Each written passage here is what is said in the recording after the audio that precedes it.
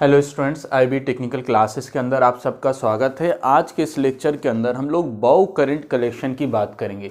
ये बाउ कलेक्टर क्या है, उससे पहले समझने से पहले हम लोग थोड़ा सा प्रीवियस वाला जो केस था उसको याद कर लेते हैं। उसके अंदर हम लोग क्या कर रहे थे, ट्रॉली कलेक्शन के अंदर ओएचई जो करंट कलेक्शन है ओएचई सिस्टम से, उसके अंदर हमने आज दूसरा करंट कलेक्शन की बात करने जा रहे हैं। इससे पहले हम लोग ट्रॉली करंट कलेक्शन की बात किया था। तो ट्रॉली करंट कलेक्शन में क्या कर रहे थे हम लोग, जो ट्रॉली बसेस था उस बसेस के लिए हम लोग करंट कलेक्शन कर रहे हैं। और ट्रॉली बस क्या है, नॉर्मल जिस तरह बस होता है वो बस है, लेकिन वो इलेक्ट्रिकल सप्लाई से चलने वाला बस है। यानी नीचे में कोई रेल या पटरी बिछा हुआ नहीं होगा, नीचे टायर ट्यूब लगा हुआ होगा और ऊपर में आपका हम लोग करंट कलेक्शन करेंगे, जिसके लिए दो पोल की ज़रूरत होगी और जिसमें एक आपका पॉजिटिव और दूसरा निगेटिव वायर से कनेक्टेड होगा। और वहाँ पर ऊपर से ही करंट कलेक्ट करके हम लोग क्या करते हैं, उसका सर्किट कंप्लीट करते हैं।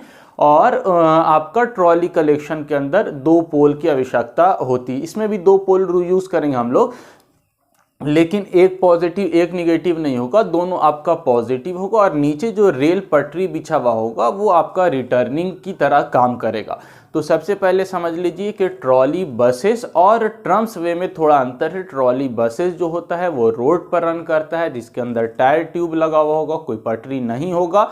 और जो ट्रम वे है वो लोकोमोटिव की तरह है, लेकिन ये लोकोमोटिव स्मॉलर रेटिंग के लिए डीसी सप्लाई यानी डीसी वोल्टेज पर चलने वाला होता है और इसकी स्पीड कम होती है। लोकल ट्रेन अभी भी कहीं कहीं पर चलता है कलकत्ता के अंदर, तो उस जैसे ट्रेन को हम लोग क्या कहते हैं, ट्रम वे कहते हैं। और ट्रम वे के लिए हम लोग क्या करते हैं, बाउ कलेक्टर का यूज करते हैं। अब बाउ कलेक्टर क्या है उसको समझ लीजिए।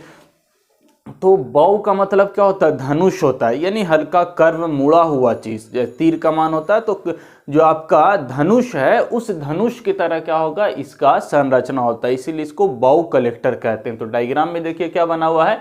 तो ये आपका रूफ यानी ट्रम वे का जो छत है वो दिखाया गया है, इसके ऊपर दो पोल दिखाया गया है और पोल के साथ ये वाला जो स्ट्रिप है यानी मुड़ा हुआ है, इसी को क्या कहा जाता है, बाउ कहा जाता है। इस तरह का भी हो सकता है या इस तरह, और आपको इजी वे में समझ में आ जाएगा। दोनों तरह का डिजाइन हो सकता है, दो अलग अलग डिजाइन है, दोनों तरह का डिजाइन यूज कर सकते हैं हम। तो इस तरह का जो संरचना है आपका ऊपर में, जिसकी सहायता से करंट कलेक्शन होगा, इसी को बाउ कहते हैं। देखने थोड़ा कर्व टाइप का मुड़ा हुआ है धनुष की तरह, तो धनुष की तरह होता है देखने में, इसीलिए इसको बाउ कहते हैं।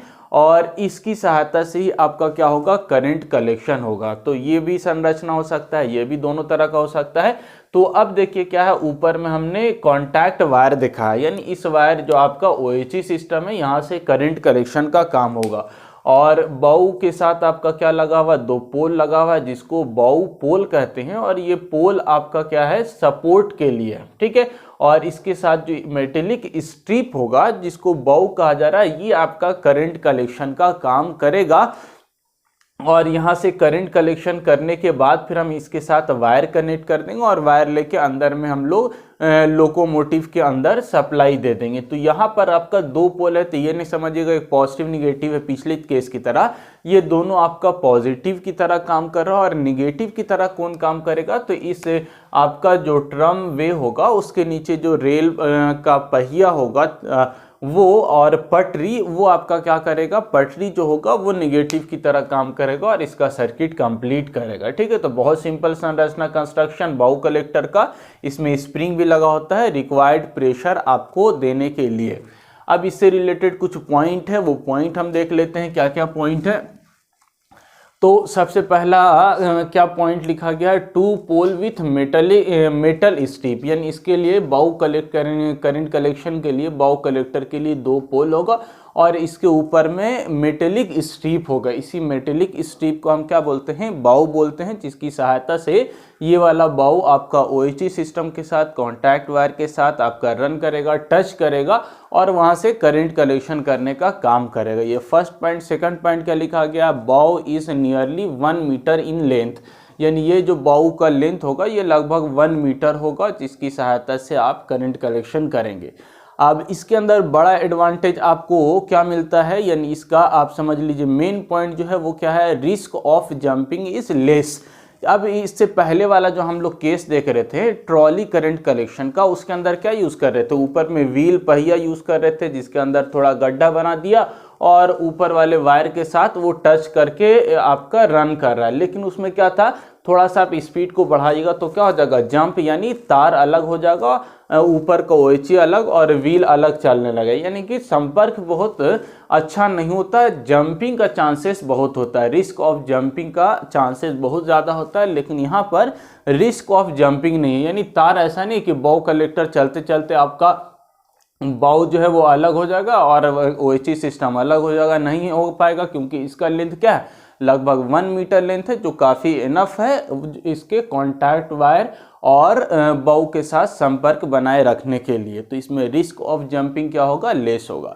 इसके अलावा हम लोग क्या है, इसके अंदर 15 सेंटीमीटर स्टैगर भी प्रोवाइड करते हैं। ये स्टैगर आपको याद होगा, स्टैगर हमने क्या बताया था, सेंटर, यानी ये आपका जो OHE सिस्टम है वो सेंटर में हमेशा नहीं चलता है, वो क्या होता है, थोड़ा सा जिग जैग मैनर में चलता है, ताकि आपका क्या हो जाए, जो सेंटर पार्ट है यानी बाउ का, वो उसके अंदर ग्रूव गड्ढा नहीं बन जाए, घिसे बहुत ज़्यादा एक ही जगह पर कंटिन्यूअस आपका घर्षण की वजह से क्या हो जाएगा, बीच में जो मेटेलिक स्ट्रिप है वो घिस जाएगा। उस घिसने से बचने के लिए हम लोग क्या करते हैं, उसको हल्का हल्का स्लाइड करते हैं दाएं बाएं राइट लेफ्ट, ताकि आपका क्या हो जाए, जो सेंटर पार्ट है उसके अंदर ग्रूव गड्ढा नहीं बने।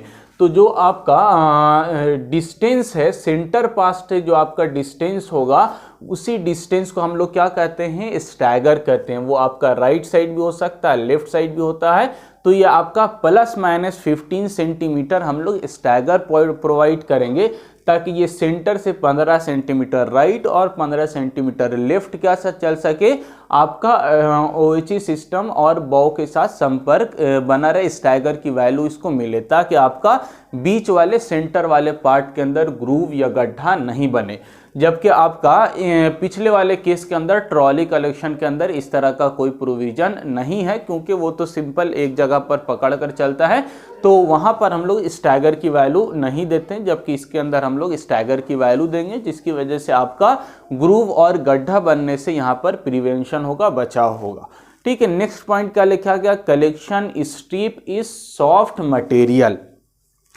अब इसके अंदर क्या है, सॉफ्ट मटेरियल हम लोग क्यों देते हैं, सॉफ्ट मटेरियल मतलब आपका कॉपर होगा या आपका कार्बन होगा, इस तरह का हम लोग मेटल आपका कलेक्शन स्ट्रिप मतलब बाउ। ठीक है, ये बाउ किसका बना होगा, कार्बन का बना होगा, आपका कॉपर का बना होगा, सॉफ्ट मटेरियल का बना होगा। अब इससे फायदा क्या होगा कि ये आपका खुद घिस जाएगा, लेकिन OHE सिस्टम के कॉन्टैक्ट वायर को घिसने नहीं देगा। अब इसको खूब ज़्यादा आप हार्ड बना दीजिए, एकदम हार्ड मटेरियल का बना दीजिए, तो क्या हो जाएगा, ये आपके खुद ना घिसकर OHE सिस्टम को ये घिस देगा, खराब कर देगा। ठीक है, तो अब OHE सिस्टम को आपको चेंज करना, एक्सचेंज करना क्या है, डिफिकल्ट होगा, आपको कॉस्टली पड़ जाएगा, महंगा पड़ जाएगा as compare to strip changing. इसीलिए इसको सॉफ्ट मटेरियल का हम लोग बनाते हैं, ताकि घिस जाएगा तो हम लोग इसको आसानी से ईजिली चेंज कर सकते हैं। जबकि अगर OHE सिस्टम घिस जाता है, उसको चेंज करना होगा तो बहुत ज़्यादा कॉस्टली आपको पड़ जाएगा और आपको डिफ़िकल्ट होगा उसको चेंज करना। इसीलिए हम लोग क्या करते हैं, जो कलेक्शन स्ट्रिप है वो सॉफ्ट मटेरियल का हम लोग बनाते हैं और जनरली आपका कार्बन का बना हुआ होता है। और क्या लिखा गया, ऑलवेज रन ट्रेलिंग, यानी ट्रेलिंग किसको कहा जाता है, ट्रेलिंग कहते हैं हम लोग पिछले वाले पोर्शन से करंट कलेक्शन करना, यानी पीछे की तरफ से। और ये सिर्फ इसके अंदर नहीं, बाकी सारे जो आपका करंट कलेक्शन है उसके अंदर भी ये वैलिड होगा कि ऑलवेज आपका ट्रेलिंग से क्या करते हैं हम लोग, करंट कलेक्शन करते हैं। इसमें और ज़्यादा हम लोग फास्ट करते हैं, क्योंकि इससे सामने की तरफ से करंट कलेक्शन करना डिफिकल्ट होता है। ट्रेलिंग का मतलब होता है पिछले तरीके से, यानी इसी चीज़ को बाउ को आप इस तरह से रखे हुए हैं और करंट कलेक्शन कर रहे हैं तो क्या कहलाएगा, ट्रेलिंग। और इसी को सामने कर दिया और इस डायरेक्शन में मूव कर रहे हैं, तो इस तरह से यदि करंट कलेक्शन होगा तो वहाँ पर आपको क्या होगा, करंट कलेक्शन के अंदर डिफ़िकल्टी होगा, क्योंकि इस तरह से आपको चलने में, सामने रखकर चलने में, हम लोग को फिजिक्स के अंदर ये कहा जाता है कि किसी भी चीज़ को ढकेलना, धक्का देना वो ज़्यादा आपका डिफ़िकल्ट होता है एज़ कंपेयर टू खींचने के, यानी किसी चीज़ को खींचना आसान होता है। तो पीछे से है वो खिंचा रहा है, तो आसानी से करंट कलेक्शन होगा और इसके अंदर और OHE सिस्टम के अंदर फ्रिक्शन कम होगा, जिसकी वजह से कम घिसेगा। यदि सामने कर देंगे तो ज्यादा फोर्स बल चाहिए सामने धक्का देने के लिए, जिसकी वजह से मेटेलिक स्ट्रिप आपका ज्यादा घिसेगा। तो हम लोग ऑलवेज क्या करते हैं, पिछले वाले हिस्सा से आपका करंट कलेक्शन करते हैं। और ये चीज आप पेंटोग्राफ में भी देखिएगा, 2 पेंटोग्राफ रहता है, तो पीछे वाला पेंटोग्राफ हम लोग जिस डायरेक्शन में चलना है उस डायरेक्शन में 2 पेंटोग्राफ आपका लगा होता है ऊपर लोकोमोटिव में, तो पीछे वाला जो पेंटोग्राफ है उसको हम लोग अप करके राइज करके क्या करते हैं, करंट कलेक्शन का काम करते हैं। यदि इस डायरेक्शन में चलना है तो ये वाला आपका पीछे वाला बंद कर देंगे, और इस साइड वाला यानी इसका अब इस डायरेक्शन में चल रहे तो ये पीछे हो जाएगा, और इसको हम लोग राइज करके करंट कलेक्शन करेंगे। यानी पीछे वाला रियर पेंटोग्राफ कहा जाता है। रियर पेंटोग्राफ से हम लोग क्या करते हैं, करंट कलेक्शन का काम करते हैं। तो यहाँ पर बाउ की बात हो रही थी, तो ऑलवेज रन ट्रेलिंग, यानी बाउ जो आपका रन करेगा वो हमेशा पीछे की तरफ रन करेगा। तो ये आपका बाउ कलेक्टर से रिलेटेड कुछ पॉइंट हो गया। इसका कुछ मेरिट डिमेरिट्स है। तो मेरिट पहला क्या आपका, कॉन्टैक्ट आर गुड। और ये भी जो हम लोग बात कर रहे हैं ये आपका ट्रॉली कलेक्टर की तुलना में हम लोग बात कर रहे हैं अभी, तो कॉन्टैक्ट आर गुड होगा ट्रॉली करंट कलेक्शन की तुलना में। सेकंड आपका कॉन्टैक्ट अच्छा है तो करंट कलेक्शन भी अच्छा होगा, गुड करंट कलेक्शन होगा। और आपका रिस्क ऑफ जंपिंग चूंकि कम है इसीलिए हम इसको क्या करते हैं, हाई स्पीड पर प्रीफर करते हैं। पिछला वाला जो था वो लगभग 30 किलोमीटर प्रति घंटा की रफ्तार से मैक्सिमम स्पीड पर चला था, लेकिन यहाँ पर हम लोग high speed up to 80 kilometre per hour की रफ्तार से चलेंगे तो भी आपका रिस्क ऑफ जंपिंग नहीं होगा, आसानी से करंट कलेक्शन भी होगा और जंपिंग की संभावना भी कम होगी। तो ये आपका मेरिट्स है, लेकिन कुछ डीमेरिट्स भी है। कंस्ट्रक्शन इज समवट कॉम्प्लिकेटेड, किससे तुलना है, तो पिछले वाले केस की तुलना में इसके अंदर थोड़ा सा आपका क्या हो गया है, कंस्ट्रक्शन कॉम्प्लिकेटेड हो जाएगा। दूसरा वेट, पहले वाली यानी ट्रॉली कलेक्शन की तुलना में आपका बाउ कलेक्टर का जो वेट होगा वो थोड़ा सा ज़्यादा होगा। इसके अलावा आपका कॉस्ट भी यानी पैसा भी थोड़ा ज़्यादा लगेगा, इनिशियल कॉस्ट। तो ये सारा डीमेरिट्स है। एप्लीकेशन यानी कहाँ पर इसको यूज़ करते हैं, तो ट्रम वे के अंदर यूज़ करते हैं, जो हम लोग स्टार्टिंग में बात किया। तो ट्रम वे के अंदर इसका यूज़ किया जाएगा, यानी सिंपल आपका छोटा मोटा लोकोमोटिव है जो पहले डीसी सप्लाई पर चलता था और नॉर्मल पटरी पर ट्रैक पर चलता है, तो उसको हम लोग ट्रम वे कहते हैं। तो ट्रम वे के अंदर आपका बाउ कलेक्टर का उपयोग किया जाएगा, यूज़ किया जाएगा। ठीक है, और एक पॉइंट इसमें है, कुछ छूट रहा था यहाँ पर नहीं। अच्छा, इसके अंदर रिवर्सिंग वाला पोर्शन, यानी अगर हम लोग इसके अंदर यानी बाउ कलेक्टर आप यूज़ कर रहे हैं, आप मान के चलिए फॉरवर्ड डायरेक्शन में जा रहे हैं, फॉरवर्ड से आप बैकवर्ड पीछे की तरफ आ गए, तो 2 प्रोविजन इसके अंदर होना चाहिए, यानी कि हमेशा तो ट्रेलिंग वाला, अच्छा यही वाले पॉइंट के अंदर वो पॉइंट आ जाएगा ट्रेलिंग वाले में। तो ट्रेलिंग में आपका क्या है, पीछे की तरफ से करंट कलेक्शन करना है, तो यदि आप डायरेक्शन चेंज कर देते हैं तो या तो आपको प्रोविजन होना चाहिए, यानी इसमें इस तरह का व्यवस्था आपको करना होगा कि इसका डायरेक्शन यानी बाउ का डायरेक्शन चेंज हो जाए। पीछे तभी तो होगा, आप इस डायरेक्शन में चल रहे हैं तो अभी इस तरह से है, अब आपका डायरेक्शन बदल गया तो अब इस तरह हो गया, तो आपको ये पीछे वाला इधर इसको बेंड करना होगा पीछे की तरफ। तो इसमें हम लोग को क्या करना होगा, या तो आपको बैक डायरेक्शन में डायरेक्शन चेंज करने का प्रोविज़न इसके अंदर प्रोवाइड करना होगा, या आपको 2 बाउ कलेक्टर, आपको जो रूफ है छत है इस पर 2 बाउ कलेक्टर लगाना होगा। दोनों तरह का आपका प्रोविज़न हो सकता है। अगर सिंगल आपका बाउ कलेक्टर लगा हुआ है रूफ पर तो आपकी इसका डायरेक्शन चेंज करने का प्रोविज़न होना चाहिए, यानी आगे या पीछे, ताकि लोकोमोटिव आपका डायरेक्शन चेंज करे तो उसके अनुसार आप बाउ का डायरेक्शन भी चेंज कर पाए। और अगर 2 इस सिंगल की जगह पर आप 2 बाउ कलेक्टर यूज़ करते हैं तो फिर आपको कोई दिक्कत नहीं है, पीछे वाला जिस डायरेक्शन में चल रहे हैं उसके पीछे वाला आप बाउ को आप राइज करके करंट कलेक्शन का काम कर सकते हैं। तो ये बाउ कलेक्टर से रिलेटेड आपकी बहुत सारी बात हो गई। नेक्स्ट क्लास के अंदर हम लोग पेंटोग्राफ के अंदर पेंटोग्राफ करंट कलेक्शन की बात करेंगे, टाइप्स ऑफ पेंटोग्राफ क्या, करंट कलेक्शन किस तरह से है और फिर किस तरह से पेंटोग्राफ को राइज किया जाता है, वो सारी बात आगे के आने वाले लेक्चर के अंदर डिटेल में हम लोग करेंगे। आज के लिए इतना ही, थैंक यू।